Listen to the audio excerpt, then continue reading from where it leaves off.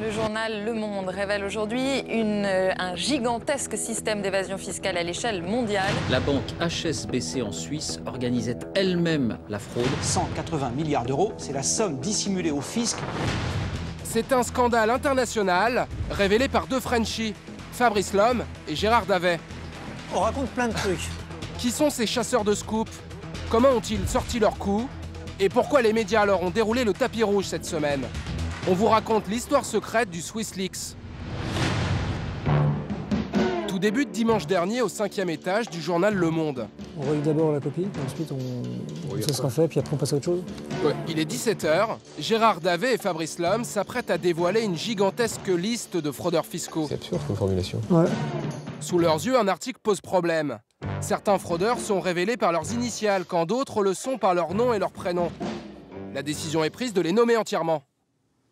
T'as David Lévy, marchand d'art, et t'as Bill P, galériste. Ouais. Il fait un procès, on est mort, quoi.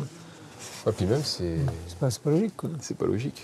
Et en plus, Ces identités proviennent toutes d'un minuscule trésor, resté jusqu'ici secret.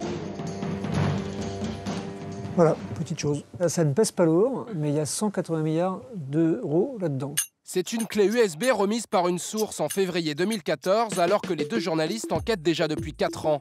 À l'intérieur, 106 000 comptes bancaires à la HSBC ouverts entre 2006 et 2007. Une mine d'or. Là, on a tous les détenteurs de comptes avec leur nom, leur profession, leur prénom, leur date de naissance. Au total, il aura fallu 12 mois de vérification et pas mal de nuits blanches avant de révéler les noms. Avec Fabrice, on a bourlingué dans tout le monde pour essayer de rencontrer des sources. Et par ailleurs, il nous fallait, outre les noms, il fallait démonter le système.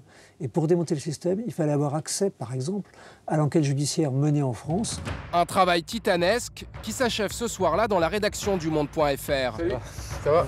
Il est 22 h, Lhomme et Davet dévoilent l'opération SwissLeaks au grand public. 3, 2, 1. Ça y est, c'est parti. C'est publié chez moi. Voilà.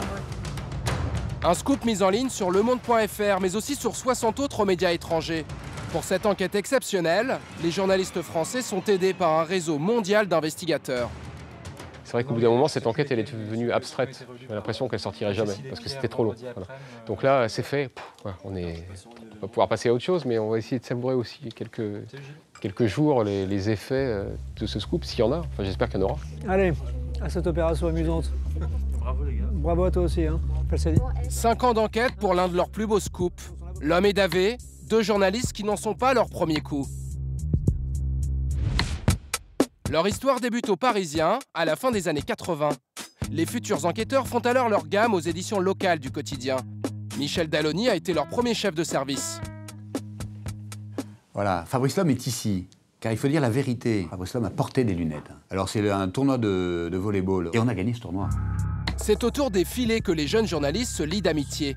Ils partagent alors les mêmes passions, le sport et l'investigation. Ils aiment faire la différence face à la concurrence.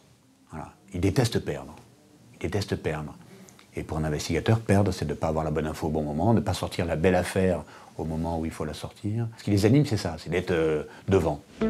Et des trophées, ils vont vite en décrocher. Au Monde, ce sont eux qui révèlent ensemble l'arbitrage du Crédit Lyonnais, les écoutes de Nicolas Sarkozy et le scandale Jouillet-Fillon. Des affaires dont la justice était souvent déjà saisie et qu'ils ont dévoilées au grand public. Une méthode que dénonce Pierre Péan, une des figures historiques du journalisme d'enquête.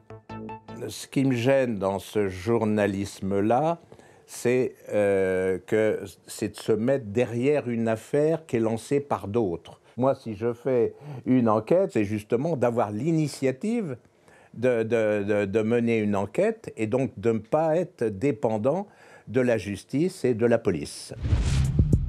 Retour au Monde dimanche soir, juste après la sortie du scoop. Allô? Au bout du fil, une journaliste d'Europe 1. Elle veut une réaction en direct. Ah, c'est compliqué, quoi. Non, parce mais on est débordé. On va vraiment communiquer demain, parce que si on commence ce soir, on ne peut pas travailler. C'est aussi bête que ça, en fait. Le duo refuse à cet instant les micros. Les deux journalistes ont accordé l'exclu de leur premier témoignage radio à France Inter le lendemain. Si je fais une radio en 30 secondes, là, on va m'interroger sur un nom, il y a Gad Elmaleh, etc. C'est pas ça qu'on veut faire. On veut expliquer la démarche. C'est une vraie enquête, c'est pas un petit scoop à à la noix, j'allais dire. L'homme et Davé, les VRP du scoop. Résultat, le lendemain, ils saturent l'espace médiatique. Gérard Davet et Fabrice Lhomme, le scandale SwissLeaks.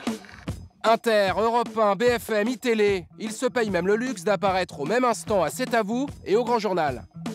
On a évidemment essayé de poser la question à Gad Elmaleh, au moins à 3 reprises, on n'a jamais eu de réponse. On a fait tout ce qu'on pouvait à chaque fois pour les contacter. Donc Gad Elmaleh, on l'a essayé à 2 reprises, porte close. En fait, pendant plusieurs années, c'est Mediapart qui a occupé le terrain. Plenel, Arfi ont écumé les plateaux de télé, sorti les scoops, Bettencourt, etc. Et c'est vrai que le monde était un peu à la ramasse, en tout cas à la traîne derrière sa révélation. Et donc je pense qu'aujourd'hui, ils doivent être assez contents de prendre leur revanche et de sortir à nouveau maintenant leur scoop. Et ce n'est pas le dernier de la semaine. Mercredi, le duo sort de nouvelles révélations, cette fois sur la guerre Fillon-Sarkozy. Fabrice Lhomme et Gérard Davet gardent toujours un scoop d'avance sur la concurrence.